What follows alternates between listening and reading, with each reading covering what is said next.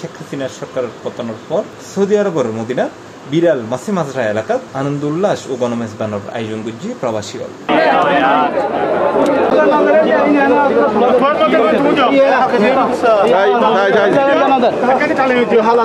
Saudi আরবের Medina শহরের উদরে বৃহস্পতিবার সন্ধ্যায় এই গণমেজবানোর আয়োজন করা হয়। সাতকানিয়া মাদ্রাসা ইউনিয়নের মদিনা প্রবাসী উদ্যোগে আয়োজিত গণমেজবান ও দোয়া অনুষ্ঠানত মূল আয়োজক আছেন মিরমাসির ব্যবসায়ী মুস্তাক আহমেদ, আনিসউদ্দিন, জসিমউদ্দিন জনি, শহীদুল ইসলাম, আব্দুল মান্নান, মোহাম্মদ শফিক, মোহাম্মদ এনাম ও মোহাম্মদ কুতুবুদ্দিন। এই সময় ওই এলাকার শত শত প্রবাসী মধ্যে এই গণমেজবান হানো হয়।